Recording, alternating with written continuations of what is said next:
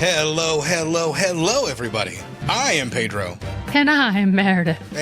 And she's very distressed this week. And this is Gritty Reboot, the grittiest damn show about reboots there has ever been. Yeah. So this week So gritty. Yes, the grittiest thing. And of course, this week we are not doing a reboot, right? No. We're doing the exact opposite of a reboot. We're taking a look at twin movies, but this time it's not twins. We got triplets. We got triplets. We got triplets. Technically, it's 5 kids, but we're only covering 3, so it's just triplets. No, we're not. No, we're not. Let's not get crazy. Yeah, we're not talking about the other movies because they're not very good, and I've only seen one of them once, and it was just I barely remember it. So Yeah. Anyway, this week we are covering Leviathan as we deal with the aquatic horror films of 1989.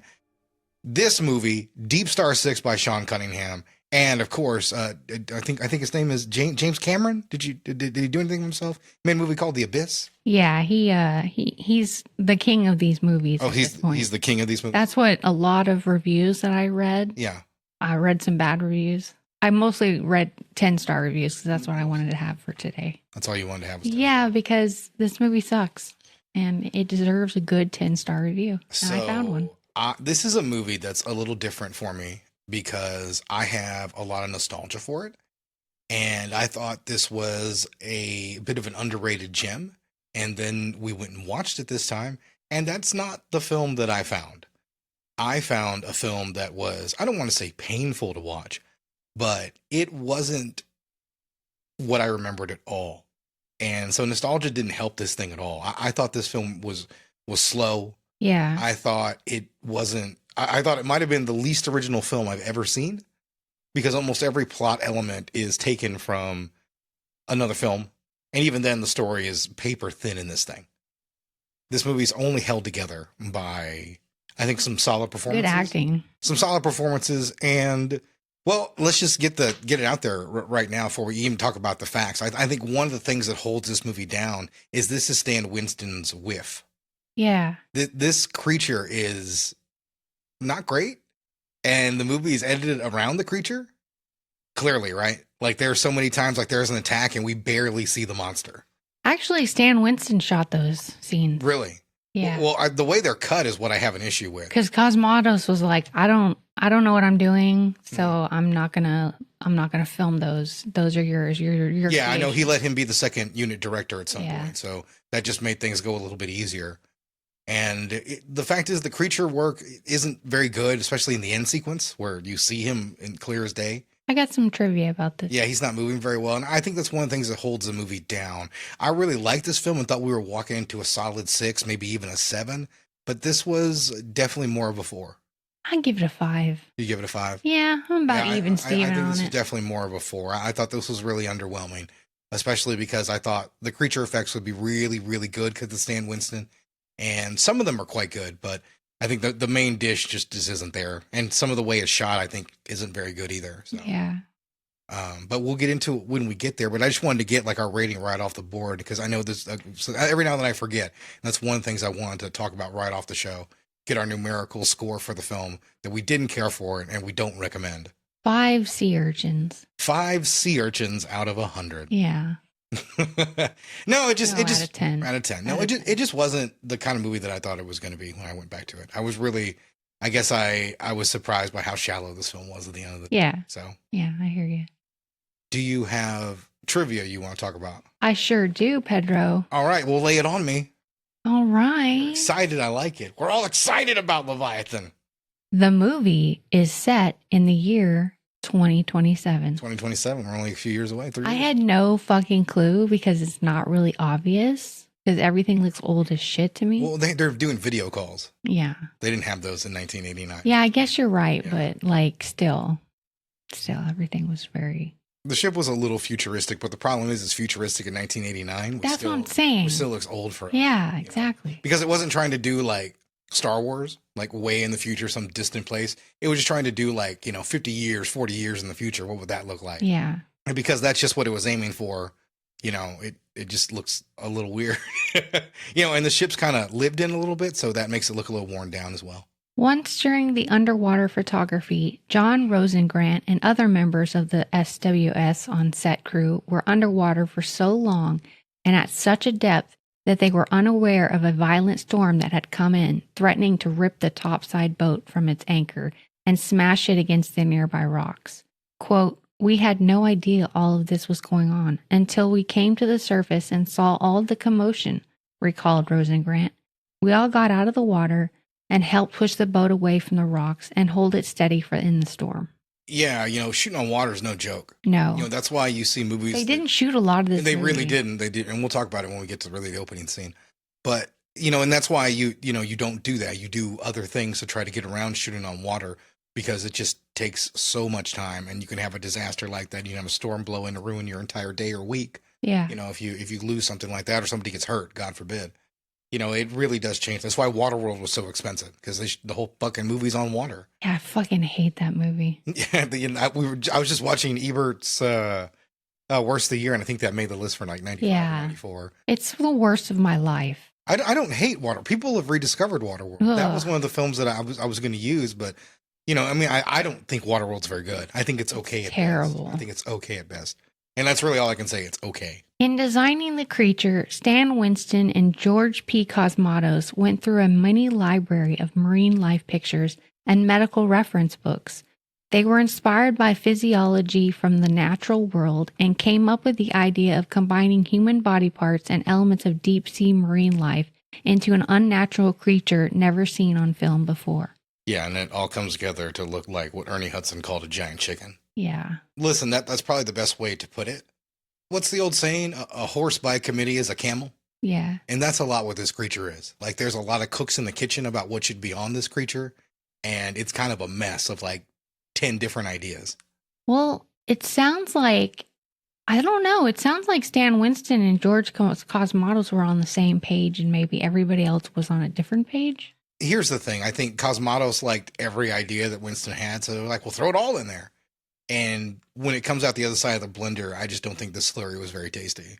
It just doesn't feel like a Stan Winston product. It feels like something lesser. Yeah. It really does. Just the first time, like, you see him out in the sunlight, like, that's not really scary at all. Like, when the thing pops up, which this movie obviously has a lot of similarities to. There are very few scenes in the film that were actually shot underwater, as production went from the dry for wet look. Dry for wet. With most of the scenes inside the shack taking place on sound stages in a tank measuring 130 feet by 270 feet. Scenes that could not be filmed dry for wet at the sound stage in Sin City.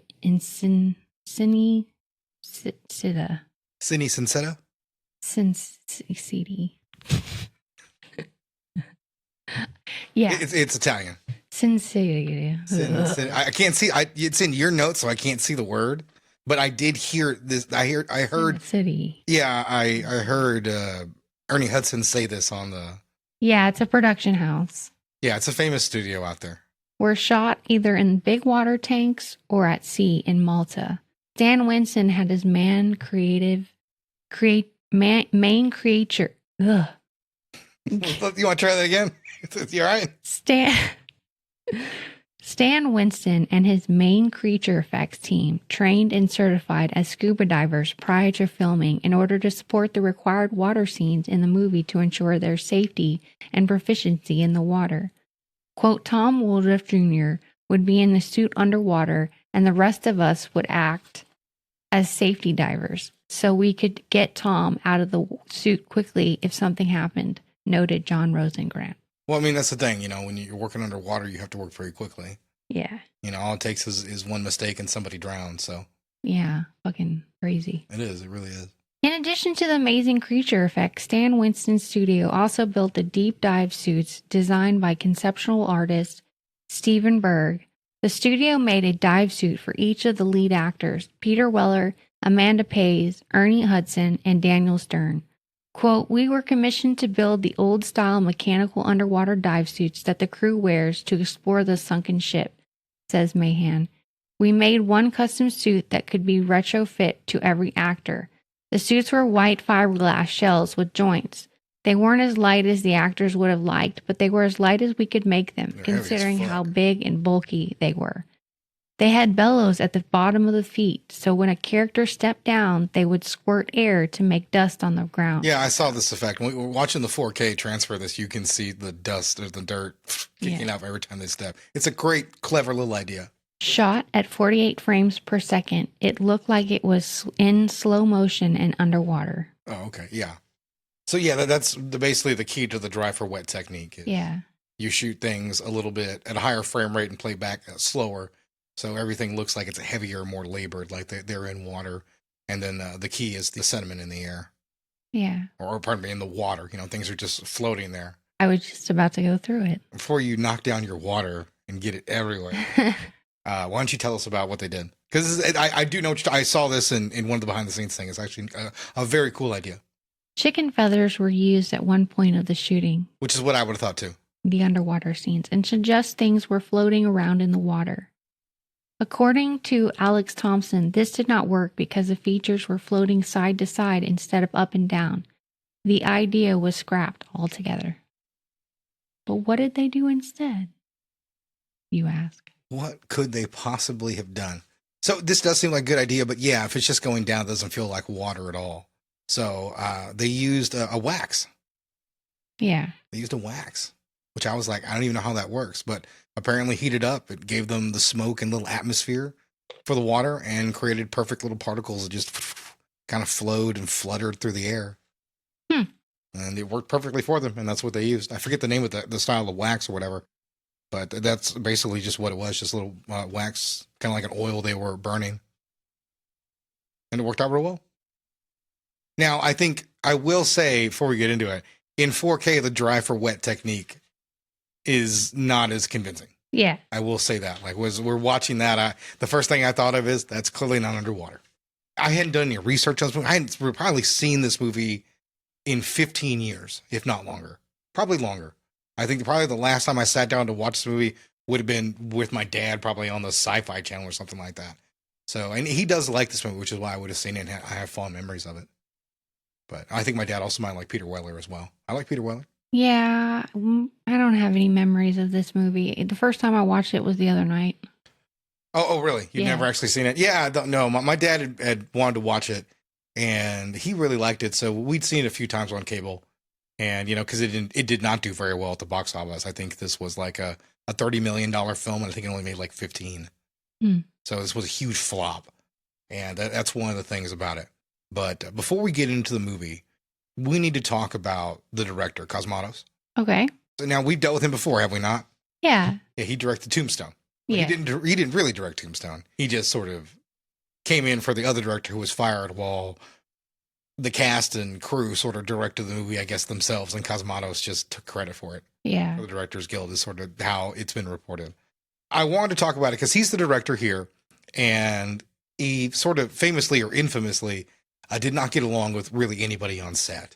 He had screaming matches with Stan Winston on set, and then that was sort of the compromise, the second unit director bit, because apparently Cosmatos was shooting things in a way that Stan Winston thought wasn't beneficial for the effects. And maybe that's one of the things they had to cut around in some of those shots, because I think, like I said, some of those scenes are poorly edited. Daniel Stern almost came to blows with him. They had to be separated. Ernie Hudson got in a shouting match with him as well. Ernie Hudson, I think, called him the most politically incorrect man in the world. Oh, wow. Yeah. So I wonder what he said. Yeah, Cosmatos. And by the way, Cosmatos, before this, he had directed a couple of Stallone movies. He directed Rambo 2. First Blood. And he had directed Cobra. But the legend on Cobra is that he also shadow directed, that Stallone really directed the film. And Cosmatos just took credit for it, showed up every day and collected a paycheck, and that was it. So, and listen, I don't know much more about that. I just want to Google that a little bit, but apparently it's something people say about that, but it just deserves to be mentioned. So he's a lazy director. Is that what you're trying to tell me? Well, his credits aren't very good, and this movie isn't very good, but he does have a classic under his belt, but it does appear he had nothing to do with it. And that classic, of course, is Cobra. No, the classic is Tombstone. But I just wanted to mention that. And also, because I have this clip, and this is Michael Rosenbaum's podcast, and he's talking to Michael Bine. Now, they're talking about Tombstone. I didn't play this for Tombstone, but I wanted to play it here because it really sets up the kind of gentleman that Cosmatos is, or at least that Michael Biehn says he is. Talking about Michael Rooker, your old buddy from Tombstone. Michael Rooker was also in Tombstone. Because I want you to tell a Rooker story. Because on the podcast, you were listening to it. Yes. Rooker says, no, I don't get angry. If I get angry like I'm acting angry. I'm acting angry. And then you started laughing because you were listening to that, and you said, that's bullshit. Ask him about, come on. Well, I don't know about I don't know about other times, but I know. But he's an intense guy. He's a funny but intense. Dude, when he was on Tombstone and when he blew up George Cosmatos, and he got in George Cosmatos' face, I don't think that was for effect. What happened? George Cosmatos was an idiot. I basically George Cosmatos replaced another director, Kevin Jarre, on that movie. Kevin Jarre. And George Cosmatos don't know him. Just was he almost directed Tombstone. Brought in, and nobody really liked him. This is the truth. I met him. I said 5 words to him the entire time I made that movie, and he was the director on. He got credited for directing that movie. I met him. I said hello, and he started talking. It was, around a couple of other people. I just said hello. And then the next day, I watched him directing the way he treated people. And the next time he approached me, he said, Michael, and I said, go fuck yourself. And that was the only 5 words I ever said to George Cosmatos. Go fuck yourself. Go fuck yourself. Based on just what But my observations of the way that he treated people on that set. He would say things like, tell the extra with the big tits to take 2 steps forward. Sounds like a delight. And he was a guy that if you were above him on the food chain, he'd kiss your ass. So he brown noser. Kiss my ass. Probably why I got if you were along with below him Stallone on the food chain, he'd treat like shit. What about a guy like Val Kilmer? He treated him with respect. Oh, of course, Val, kissed his Kurt, Sam Elliott. Billy Bob, no, all those people. Did they like him? Nobody liked him. Nobody liked him. He didn't really direct the movie. Nobody directed it. Nobody directed it. It wasn't even made. Yeah. Fades away. No, I just wanted to play that because Cosmatos is, I don't think the film's very well directed, and I don't think Cosmatos is a very good director. And I'm using Michael Biehn to help me lay a case that he, not only is he a shit director, but he's also terrible to work with as well. Yeah. Like he was infamous for saying he had a vision. He made actors do take after take after take after take and just grind them down. And this was a physical shoot. There's effects work. Those suits you talked about, they cost $30,000 a piece. And I mean, they weighed a ton and actors passed out in them from heat. I mean, this was a difficult shoot, and Cosmatos made it more difficult by pushing them harder to do take after take because he had a vision. And from what he put on screen, his vision was shit. Yeah. So very generic. Yeah, he did not really need to push actors like that for fucking Leviathan. And I was so shocked when I looked into the film and saw that it has a pretty passionate fan base. The people have come around to saying this is a cult classic or an underrated gem. And I couldn't disagree more. I really did not care for this film, really in the least. So, and knowing what I learned about Cosmatos only made me like the film even less. Yeah, it's a very generic movie as far as like lighting and fucking everything else. I think the lighting and like the set design and stuff is really good. The acting's solid, but the screenplay is, half baked at best. The story's just not really there, right? The creature effects for me really bring it down. Yeah, I think that's the big thing. I was expecting like a really cool, underrated 80s monster. And I was like, oh, that's why nobody talks about the movie. The creatures look stupid. Yeah. But with that being said, as we bashed the movie enough, we've talked around it, we've talked about a few things. I think it's time to actually get into it, huh? Before we do that. Before we do that, if you want to tell us anything about this movie, do you like it? Maybe you don't. Maybe you do. Maybe you don't. Tell us. Let us know. Let us know at grittyRebootcast@gmail.com or on our socials, which I don't know. Which is you go to TikTok, Instagram, or YouTube and search Gritty Reboot. And you'll find us right there. And you can click that, follow along, and you can see we put clips from the show, random thoughts that we have. I occasionally make memes. The TikTok is the only thing I make the TikTok likes are memes. Any podcast clips, it hates those. Anything like that, it only likes my memes, and I don't know why.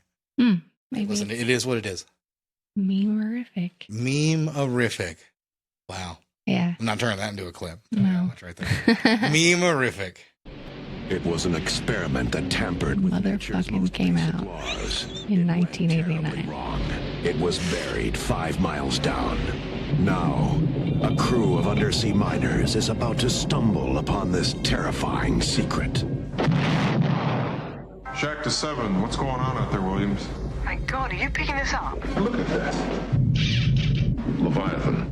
Currently with a Russian fleet in the Baltic Sea. Currently, it's rusted junk, and we're looking at it. What's your air reading? 20 minutes. Do something quick. We've lost him. My crew's in jeopardy. But you have no proof. I'm ordering you to start an emergency medical evacuation. What if it turns out to be nothing? It's already killed one man. My rebreather stopped. I'm losing compression. We start underwater Whatever got sick. with a giant circle. Still here. I feel something. And I guess it's supposed to be a bubble. It's a bubble. It's a big bubble. A big bubble. You hear whale noises. There's a lot of whale noises in the sound. Yeah. And just in the general mise en scène of the film. And it's like they didn't even loop the best part of a whale noise. They just kind of hit the part of it. So it sounds really weird. What's the best part of a whale Well, noise? you have to.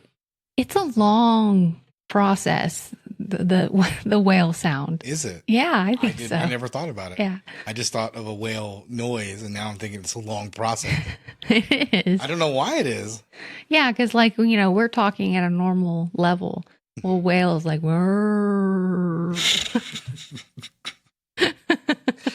Can you please explain to our audience one more time how whales do this? Well, yep, that's how they go. They go. Brrr. yeah. Okay. Instead of saying hello, they say, "Oh."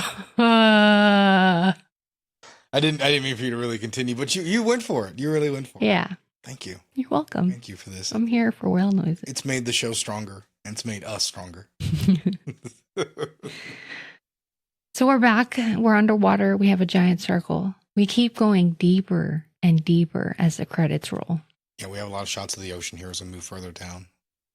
And as we go deeper into the ocean, we end up at the Tri-Oceanic Mining Community.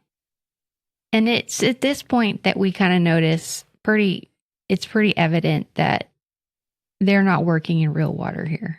Yeah, and that's sort of the one thing from the 4K transfer I don't think really helps the movie. Like, it was very apparent. As I said, I really hadn't seen it since I was a kid, so I hadn't done research on it or anything like that. I came in cold to the movie. So it was the first thing that I saw. I was like, oh, this is obviously dry for wet. And that's okay, but all of it's dry for wet. But that's how you make a movie like this for $30 million. It looks that way. It's not bad or anything like that. It's not like it's piss poor or laughable. I'm pretty sure in the theater it looked pretty solid. I'm pretty sure on VHS and on TV it was really not noticeable. But, like I said, in 4K HDR, you can tell that It's pretty obvious that they're shooting dry for wet. It is what it is. The team is out there in suits. One of them starts freaking out. He does. He really starts hyperventilating right in his suit. De Jesus. De Jesus. Yes. De Jesus. De Jesus. De Jesus? I'm saying it right? Yeah, you are. Okay. De Jesus. De Jesus. Yeah, you're fine. Okay, good. He says he can't breathe. He's afraid to die. But Steven saves the day. That's Michael Carmine, by the way, plays De Jesus. He'd passed away about a year after the movie was done shooting.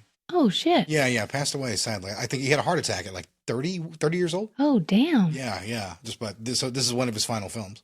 Mm. And he's quite good here. That's really sad. Yeah, I didn't have that fact in Yeah. I heard My Ernie trivia. Hudson talk about it. Yeah. Ernie Hudson is a great interview, by the way. Ernie Hudson, speaking of, is a part of the cast, and he plays Justin Jones. I think the film also introduces the concept that there is 100 days they have to be on their tour, and they're on day 97. Yeah, they're like ready to ship out of it. They're almost done with it. They're just about to hit their quota. We have Daniel Stern as well, and he plays Six Pack. He does play Six Pack. Obviously, everybody knows Daniel Stern from Home Alone. Yeah, that's the only thing I know him from. I don't think I've seen anything else with him in. You haven't seen anything? He did the voice on the Wonder Years. Huh. Yeah, he did the voice on the Wonder Years. He was in a film called Bushwhacked that I really liked as a kid. Totally in my blind spot. He was in Home Alone 2. Yeah. I'm trying to think of what else I would have seen him in. I know there's other things. Oh, he was in, I think he directed Rookie of the Year, a movie about a kid who breaks his arm, and when it heals, he can throw a baseball like 110 miles an hour. Yeah. I think he directed that. It was stupid. Sounds stupid. I kind of liked it. I You know would. it brought baseball. It brought people joy, so I know you wouldn't like it. You like baseball movies, even though you don't really like baseball that much. I do like baseball. I just don't watch it because I'm not a Rangers fan and I can't watch my Astros in this territory. Whatever. I can't. It sucks. I hate it. I wish I could. It'd be great if I could. We have a real weird rough cut to Peter Weller in the mirror shaving. We're just watching the outside and then he immediately starts talking into the video call. Yeah, they talk about the doc and the quota they have to meet. Now, he talks to Meg Foster here with her witch eyes. Yeah, I know. Yeah, Meg Foster. She will also be the love interest to Roddy Piper in They Live in a few years. Yeah. We won't ever cover that, but we should. It's a great movie. Well, you know what? It's our podcast, and by God, we can do whatever By God, we can do whatever we want. Yeah, one day we'll just do it. We'll do a month. We'll just cover all the other films of John Carpenter that we're not going to get to do. Yeah, because we love John Carpenter. Well, I love John Carpenter. We both love John Carpenter. Yeah. He really is one of my favorites, so. He's done so many good things. He has. All right, so they talk, they hang up. Steven reprimands the doc. Yeah, all they do is really give us information on what we know. It's like their quota's hit already. They're just basically burning daylight until. Yeah, they're basically like, I think 12 hours. She says she can be out there. Yeah. And when DeJesus started hyperventilating, Peter Weller had to help with the situation because the doctor wasn't at his post. Yeah, and so he's pissed off. So he reprimands the doc. But the doc, by the way, is played by Richard Crenna. Most people would recognize him from Rambo 2. Yeah. And the first. Well, they would recognize him from the Rambo films. The doctor examines DeJesus. And then we have what they're doing is they're trying to get us a little bit about everybody's character and, show you a little bit about each. Yeah, this is the point of a movie like this where we get to meet the crew while they're having dinner or breakfast or whatever it is. And we see all their quirky personalities. Yeah. We've seen this scene a lot. And there's not a lot that really sets this one apart. We have Six-Pack sexually harassing Bridget. Mm-hmm. Steven talks to a woman about the doctor and getting the hell out of that mine. And they just want to go home so bad. They've been there forever. Yeah, they really want to get It's under the ocean. I can understand. I wouldn't want. Well, just like any gig like that where you're just out of the sun. You're not going to find me in places of danger. No. I'm just not built for danger. You're not built for danger. No. I'll get you a shirt that says that. I'm not built for danger. Yeah. Like if somebody ever comes at me. I am the danger. Somebody ever comes at me with a knife or whatever, I'm going to fight like hell. Yeah. Okay. Don't get me wrong. Sure. But you don't want to ever be in the situation. Yeah. Yeah. You don't ever want to be there. Okay. I understand you. Yeah. I understand you. I'm not going to ever be underwater millions of miles and underwater. Millions of miles. Wow.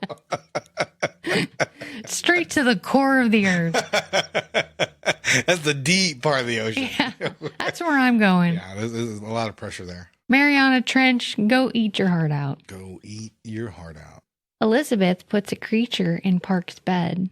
Oh, yeah, that's right, because he had a little crab that he had pop out and scare her from his suit. Yeah. And so she repaid the favor to Six-Pack. He gets pissed and gets like all in her face. He does. He gets real upset, and Peter Weller has to break him trouble, up, right? yeah. He has to give him extra duty or whatever, or half a shift, I think. And, oh, by the way, forgot to mention Hector Elizondo in the movie. This is a rare non-Gary Marshall appearance for Hector Elizondo. Yeah. Character actor. There you go. Nicest man who ever lived, Hector Elizondo. Is that true? Yeah. Mm. He once gave a kidney to a total stranger. That is bullshit. He did. Yeah. He donated his kidney. He had no idea who he gave it to. Jeez. Whatever. Yeah. Stranger. Hello. You don't get to meet him beforehand. What do you think you get to select? Well, I'm sure you can meet. You can meet? Yeah. Like, would you like to, your kidney's coming from character actor Hector Elizondo. Would you like to meet him? Who? He's the seventh lead in The Princess Bride. Oh, that guy. Yeah. Yeah. Why not? Yeah. He's an actor. He's been in things. He's been in things. Name a Hector Elizondo film. I have that no you clue. like. Name your favorite Hector Elizondo performance. I have no idea. Bad Boys. Bad Boys. Yes, he's a very bad boy. Thank you. So you know nothing about anybody in this cast except that Peter Weller was in RoboCop Yeah, exactly. and Ernie Hudson was a Ghostbuster. Yeah. He was the bad guy in The Substitute as well. I loved him in Conquer. I know Ernie Hudson. Yeah. No, Ernie Hudson's been in a bunch of shit. Yeah, he's been in tons of shit. And Peter Weller to a lesser extent, but still. Peter Weller is such a cool actor, Yeah. and that really helps this movie. Well, Six Pack is out of the water and falls while working. They start to look for him. So he's on a cliff of some sort and he falls into a crevasse. A crevasse. And he goes missing. Yes, and he so does. they go and try to find him. Yeah, it begins like a mad dash of trying to look for him so they can make sure that they can actually fucking find the guy.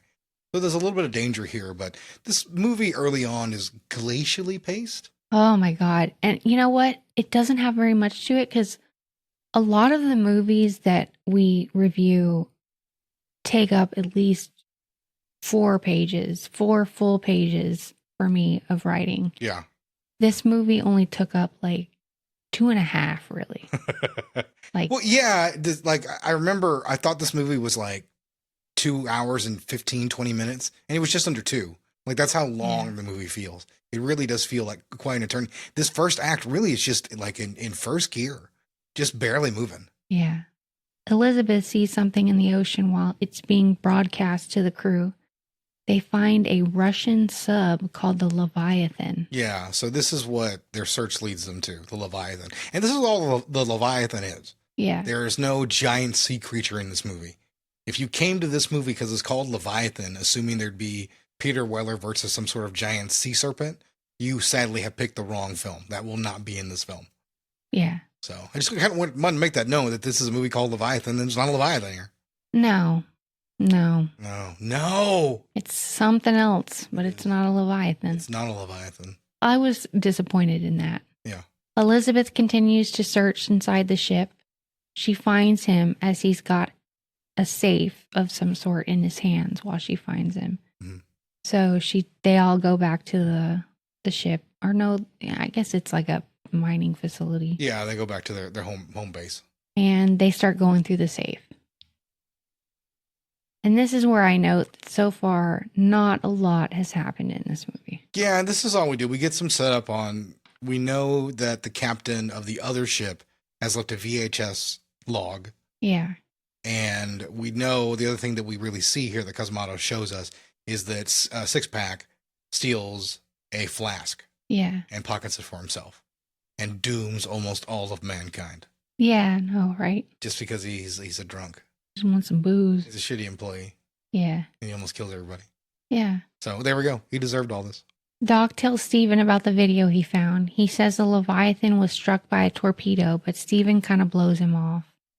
He's got bigger, better things. Yeah, the movie doesn't really care about what happened over at the Leviathan. Yeah. Like, despite the fact the movie is named after this ship. Which is a mystery. I mean, it should be explored. Yeah, whatever happened, like, I assumed at some point they were going to go back there to try to find out what's going on with, like, Daniel Stern. Yeah. And then he just dies. And I'm like, oh, okay. Well, he gets I guess we don't skin care, rash huh? and dies. Yeah, we just don't care. Huh? Okay, whatever. I just assumed that was going to be part of the plot. I mean, it's not that I didn't remember that. I just kind of assumed it. The crew are having a moment together and they decide to break into Steven's safe to get the bottle of booze he got from the ship. But he has outsmarted them. They take a shot and it's water. Yeah, I love that. It's great. One of the few moments made me smirk. It's a nice character background moment, but I need something else to happen. Yeah. Like that's what I was thinking this right now. Is I need something else of note or substance to really occur, other than they're having, crappy video calls with their boss. Yeah. I needed a little bit more at this point in the movie. So while that's a cute scene, like I want something to chew on at this point. Hell yeah. Elizabeth is running around and runs into Steven.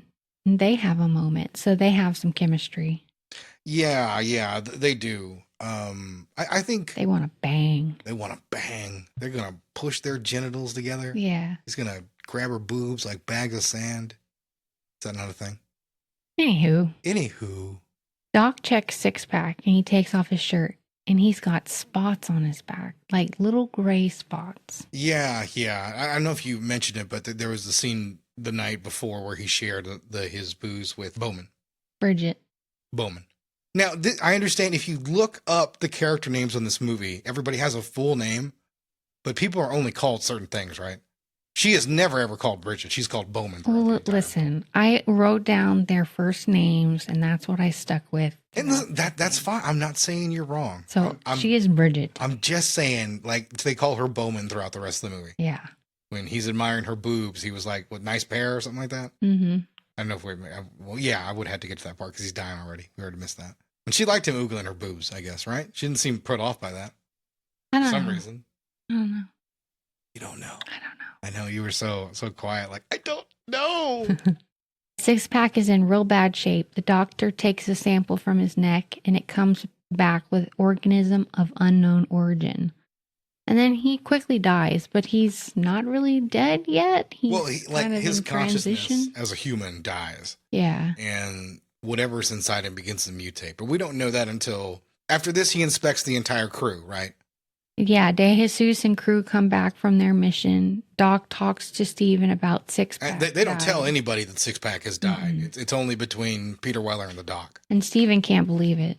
Yeah, and basically they inspect everybody in the crew. They look at everybody's backs, and Bowman is experiencing symptoms, and conveniently the doc gets called out to have to take another video call. Yeah, and while he's going to take a video call, she gets very sick. Bridget comes like right past him and looks really sick. You mean Bowman? Whatever. Yeah. Doc and Steven talk to the powers that be, and they talk to the power. Fight the power. Hello, power. Thank you for lighting my way.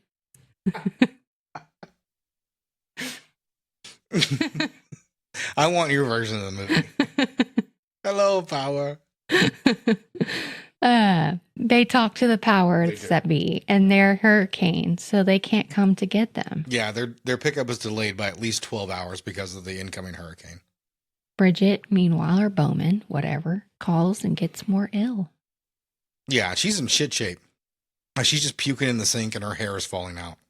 And she walks to go to find Six Pack. I want to call him 69, but that's not right. She goes looking for a Six Pack.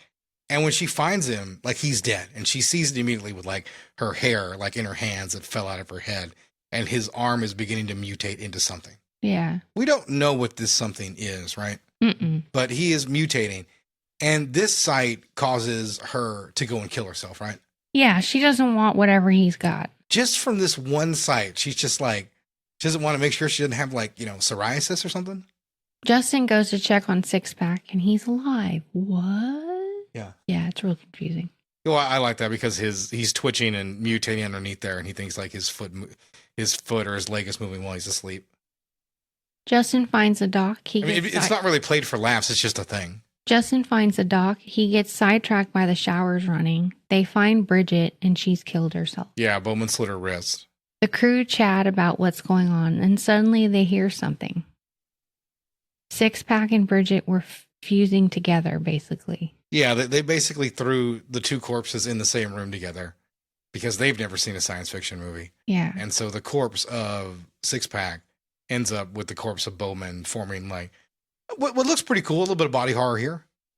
They take the bodies to dump it, but it starts moving. They quickly dump it. This is a fun scene. I like out this. of the water. Yeah, they take this body, and Hector Elizondo and De Jesus are like, "No, it's moving." So no, it's fine. Don't worry about it. Yeah, like there's almost some comedy here, but they don't really go for that. But it is kind of a fun scene as it drops down and it claws at Hector Elizondo and cuts him as they rapidly rush to throw it into the airlock. Well, it's not an airlock. There, whatever lowers them into the water, I guess.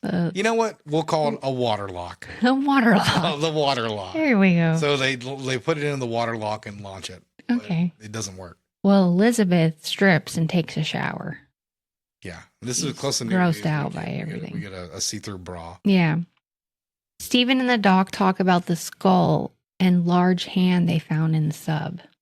So there's some weirdness. They're establishing more of the idea that there are mutants and everything. And this is as much as we get into what happened on the Russian sub. That's the only proof they have that there's something weird going on with human people. The leg of the creature festers and starts growing. So oh yeah, when they try to throw him out the yeah. water lock, he's only able to get a leg out, the creature, Yeah. That begins transforming into like a sea serpent, a mini, or like a big eel, basically, not a serpent. My mistake. Like a big eel. Steven and a couple of the crew discovered that the Russians tampered with the vodka. Yeah, they finally find out where everything came from. And then Justin starts making a fuss. He's like, we need to get the fuck out of here. I don't know what we're doing. Why is everybody dying? I can't handle this shit. He's basically freaking out. Yeah, but this is what you want to do in this situation. I mean, things went from, we just need to get home and somebody got sick, to now people are dead and there's a monster somewhere around. And they're freaking underneath the ocean. Yeah, there's nowhere they can go. Fucking scary as shit. It's terrible. I'm scared right now. Steven talks to girl boss, and she's bad or something because she's lingering. There's a lingering shot of her face. I guess because of her witch eyes. Her witch eyes. And she's just staring, right? I like the idea of them doing this video call and what they think like video call technology will be like. Yeah. Yeah. Big CRTs. That's what we're going to have in a couple years, 3 years. Yeah. I'm kidding. Yeah, I like that. A creature comes out and attacks De Jesus, and he's getting eaten by the creature. Justin backs him in and goes for help. He gets the Doc and Steven, and they discover De Jesus has escaped. Yeah. He goes and he asks Cobb to watch him while he tries to get some extra help. And Cobb's like, fuck that, I got to get a weapon. So they let De Jesus now is just running loose on the ship. But it's not De Jesus anymore. No. He's pretty, well, he doesn't die, sadly. Mm-mm. He never dies until the very end. The crew arms themselves with flamethrowers and axes. So the weapon design is pretty laughable on this. First of all, why would an undersea mission have a flamethrower? And why would they have two of them? Yeah. And also, why would they give them a really weird design that's not a standard flamethrower? Right? Yeah. Like, it's like a big like plastic thing with like three lighters at the very end that light into the flame. Yeah, it's ridiculous. Yeah, it does. It's a really weird looking design. It's kind of whatever, but I just wanted to point it out that it's just very strange. BP is looking at some wires and gets out. You mean Cobb? Gets got by the creature. Sure. Yeah. The crew talks about their options. They use Steven's blood as bait to try to lure it so that they can get into the water. The doctor goes to the control room. He evacuates all the air pods.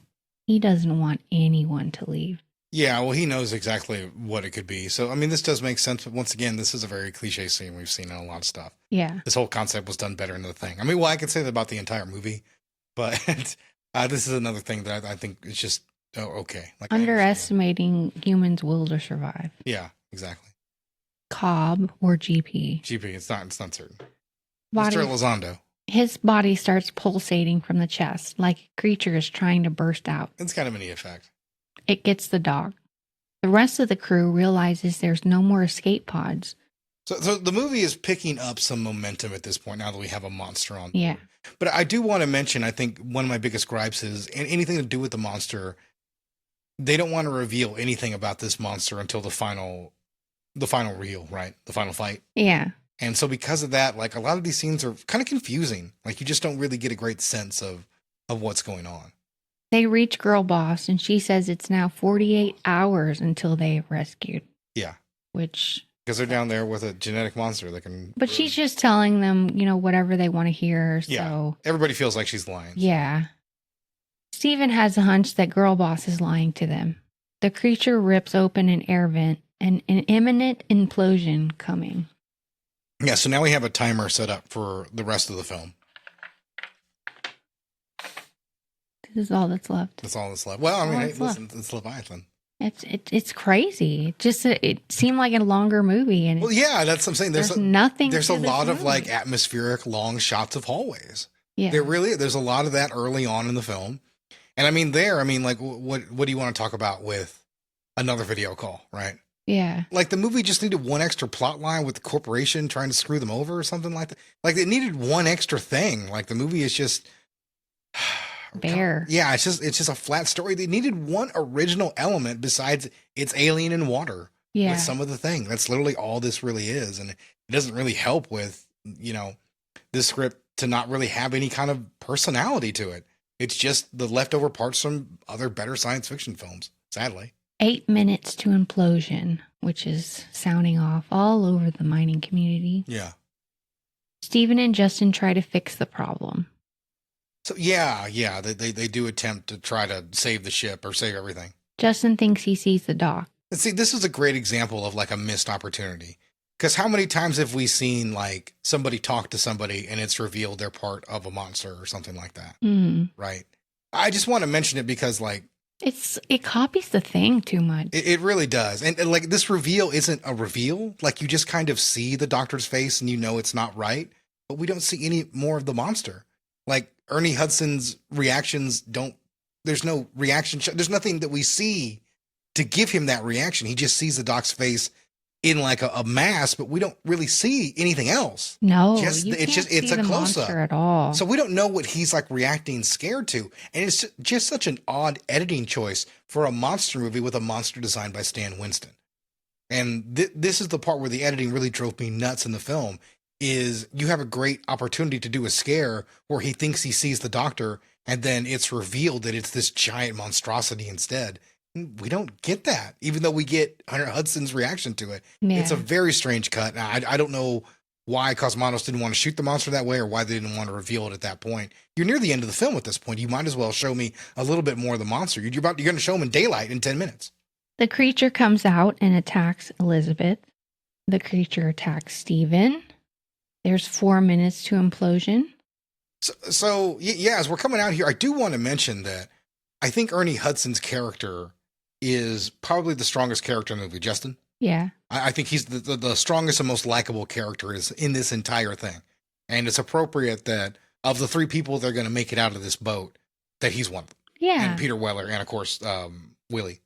Or Elizabeth, pardon me. Calling her Elizabeth. They plan to get in the suits and make a run to the surface. The creature tries to stop them, but at every turn. Steven gets an axe. He burns up the creature a little bit. Yeah.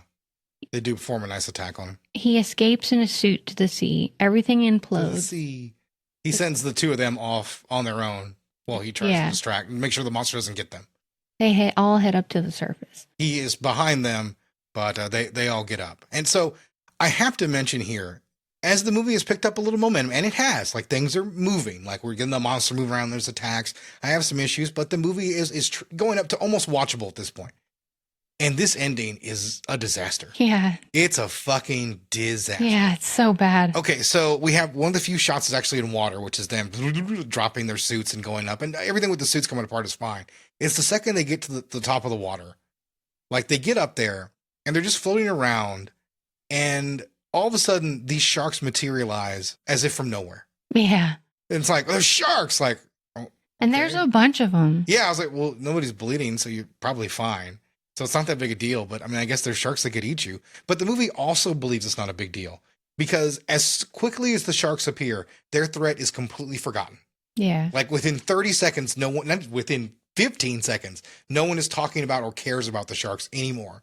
Because the Leviathan, which is not the Leviathan, appears. The giant chicken pops up in the daylight with this blue background behind him. And it looks fucking terrible. Yeah, it looks bad. It's like an amalgamation of like...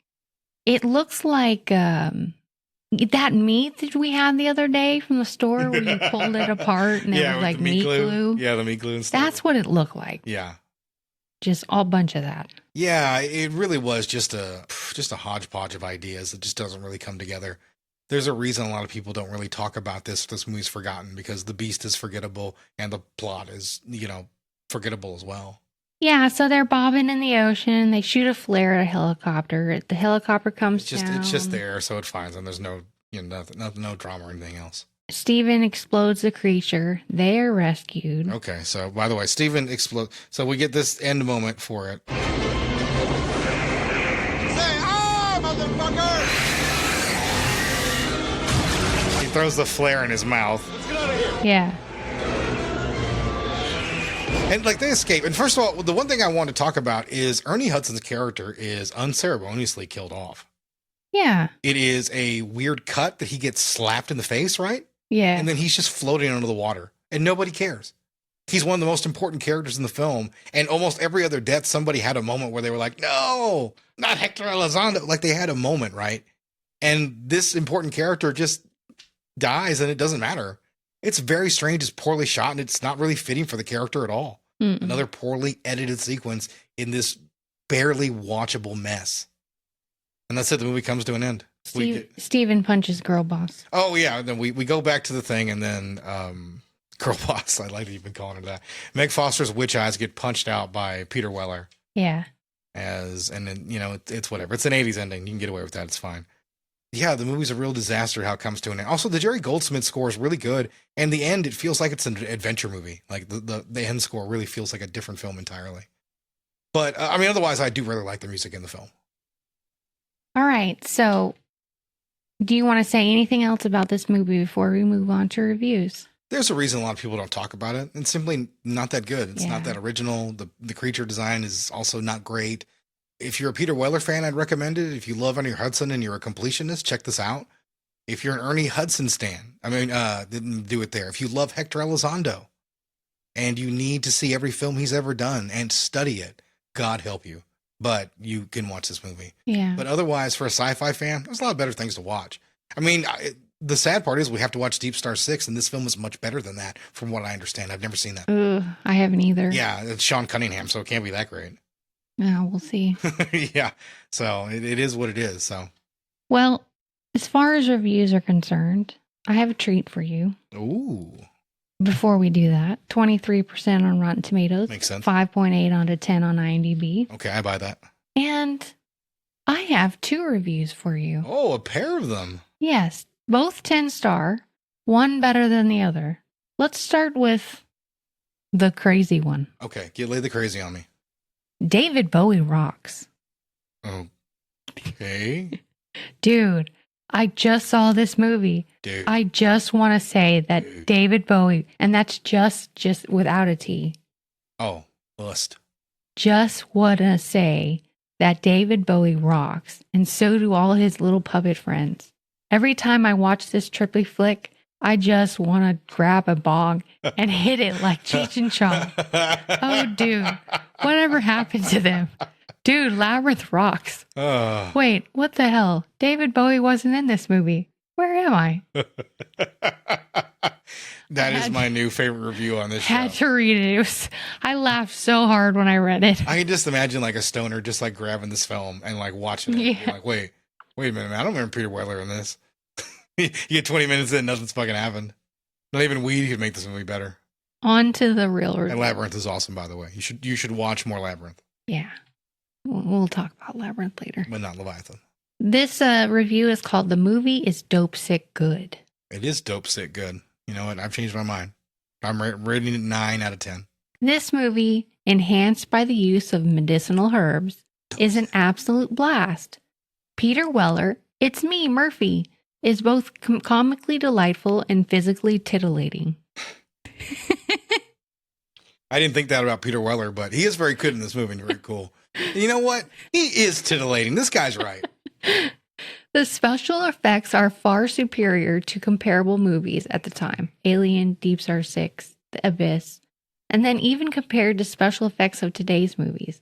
I found the monster absolutely terrifying. I woke up in a cold sweat in the night after watching this movie. Ernie Hudson's Winston gets killed in the end, and unlike some previous posters, I thought it was a great addition to the movie. No, it's stupid. At least he made it through, unlike Sammy Jackson in Deep Blue Sea. He's got the worst death of it's like, oh wait, the black guy made it? The hell he did. Another movie I highly recommend. No, that movie sucks too. All in all, it's got a great cast. Could have used more dudes from Ghostbusters. It could have used more dudes from Ghostbusters. I won't. IMO. Don't know what that means. In my opinion. Oh, okay. In my opinion. Great special effects. All I can say is buckle your seatbelts. Hold on to your potatoes, Dr. Jones. We go for a ride. Because this is a knock your socks, white knuckle, pedal to the metal horror thriller flick that is definitely worth a free rental from Blockbuster. I wanted to mention this review was written in 2006. Written in 2006? Yeah. You can still go to a Blockbuster. Yeah. Yeah. You know what? This is not worth a Blockbuster rental. Nor is Deep Star 6. You should only watch The Abyss. That's the spoiler for the other episodes. Yeah. You should only watch The Abyss. No, those were good reviews. I'm glad you brought the craziness there of a man who confused the two films and then an individual who also, for some reason, very much liked this film. Yeah. Got the Labyrinth mixed up. That was pretty good. Well, with that, next week we will be talking about Sean Cunningham's Deep Star 6. And, the show's not over yet now, is it? Because in the year of 1989, Roger Ebert was very much alive! And, of course, he reviewed Leviathan. And once again, making me feel like I was off my rocker here, he gave it a good review. Siskel did not, but I was a bit surprised. I'm always surprised when Ebert gives what I think is a shit film a really good review, and he kind of liked this movie, and I'm not 100% certain why he did. Yeah. Our next movie is named Leviathan, and it takes place on the floor of the Atlantic Ocean in a deep-sea mining station where the workers combine the duties of geologists and astronauts. They are nearing the end of a 90-day tour of duty when one day one of the miners wanders into an area of the ocean floor that they haven't explored yet, and he discovers there the rusting hulk of a gigantic Russian ship named Leviathan. I need more light on that boat. Six-pack? You hear that? We need more light. More light. Six-pack? All right, look. The cable. Seriously, people really... And when he falls off the edge, he discovers that ship, abandoned on the ocean floor. It turns out to contain a deadly life form that can attach itself to human beings, mutating them into sea monsters. Richard Crenna is the doctor in charge of analyzing this bizarre threat, and Peter Weller is the mission commander. It has all the characteristics of deep-sea marine life. Scales, gills. After I saw Ebert's good review, I went back and watched it a second time. Seemingly killed two of the crew members, but as their body bags are being prepared I don't know why to you be did that. ejected into the sea, I thought I missed something. Glutton for punishment. Surprise. Punishment for gluttons? What are you talking about? It did. Wait a minute. I feel something, too. Let's go. Somebody's alive in here. Come on, come on, come on. All right, come on, let's push it, Doctor. What do you mean push it? The human beings we're talking about. Everyone's alive. Oh, the silence. How about I do it, Oh, my Doctor? God, they're alive. Get it up. Let's have a look. As the mutant monster spreads its tentacles throughout the ship, panic spreads among the crew.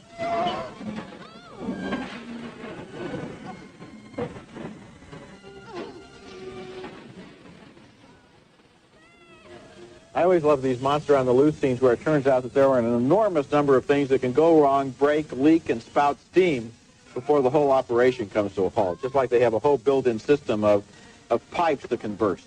From looking at those scenes, you can see that Leviathan is a combination of Alien and The Thing. Crew members and scientists inexorably transformed into monsters, one at a time. And I guess the characters in Leviathan, of course, didn't see those earlier movies because they make exactly the same mistake, even though they know that this creature only attacks people when they're alone. Of course, naturally, they go off alone at exactly the wrong time. Right. They'll do it every time. Leviathan is not in the class of Alien, but it is an effective thriller, and there were some times when it got to me. I was entertained by it. The movie does a good job of creating a believable and authentic-looking undersea station, although the sea monster itself, designed by Stan Winston, is just a recycled version of creatures he's already done, and it's sort of disappointing. I wasn't particularly captivated by the story because I had obviously seen it before, seen it many times before. I ended up noticing the people. I mean, my mind got distracted, and I started to look at Amanda Pays, who was one of the assistants there. And I spent most of the movie seeing how tall she was, and she's quite short. I was surprised. Second, I saw her walking around with her shoulders like this. It almost seems like she was afraid of how beautiful she is, or didn't want to be seen as I think beautiful she really Siskel is. had an erection the entire time. Yeah, I think he was captivated by her. He was giving more than a thumbs up. Pretty dead story by throwing off wisecracks. He's a very interesting actor to watch. He's got some of the James Woods life in him. But other than that, I mean, it was just like I was watching two people who I really enjoy trapped in a familiar story. I enjoy the way what Weller does is always remains extremely cool when another actor would have exploded at some of those moments. But I was not able to detach myself in the way that you did. I did get involved in the fact that they're under all this pressure. You hear the sea station creaking and moaning under the enormous weight of the water. I thought the special effects outside when they're walking down the ocean floor and where they get lost in the jungle of sea worms. I thought that was a very good scene, and I enjoyed that was cool. I like the sea worm sequence. I found it much more memorable than Amanda Pays' shoulders. No, that's the thing about Amanda Pays. She's quite memorable. Come, now let's recap our reactions. Damn. Yeah, he was all about it. 2 thumbs down for Fletch Lives, a disappointing sequel. They didn't like that sequel either. A walk through a very silly, meaningless movie. 2 more downturned thumbs for Slaves of New York. This movie's available Film on about the New YouTube York for art free. scene that Slaves lacks of the New real York. energy of people trying to survive and thrive in New York City. A split on Leviathan, the familiar sea monster tale. Roger got involved with the story. I noticed mostly the actors just as people. We both Or pointed with Amanda Pays is his Sexual sexual, his object of sexual desire. Effect, nor fancy. And two more downturn thumbs for police. He's a horny for. Today we learned that Gene The Siskel was a amazing series gooner. continues, amazing because now one of us find it very funny. What?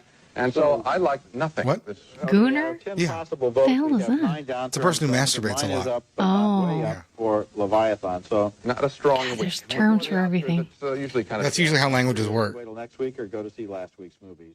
Go to see last week's movies. And with the last word from Roger Ebert, that is the end of our show. Mm-hmm. Meredith, do you have anything you'd like to say about Leviathan before we close out? No, I don't recommend this movie. You don't recommend. Neither do I. Are you excited for Deep Star 6? No. Yeah, go fuck yourself, Sean Cunningham. It's going to suck. Yeah, I'm not really looking forward to Hopefully it. it's short. Yeah, I do hope it's short as well. Otherwise, that's going to suck. And well, We can always watch it in shifts. you should watch 10 minutes at a time. Not that shift. Like an hour at a time. An hour at a time. How long do you think Deep Star 6 is? 2 hours. No, it's probably like an hour and 26 minutes. God, I hope. Yeah, if it's Sean Cunningham, it'll be an hour and 25 minutes, and there'll be a long shot of someone making tea for some reason. Don't forget that Friday 13th has like a moment where like the final girl makes like coffee or tea for like 5 minutes Hmm. and just shows her like getting the pot and putting water in it, putting it on the stove. And I'm like, somebody kill somebody already. Anyway, we'll deal with that next week. We'll see you guys next time. Bye.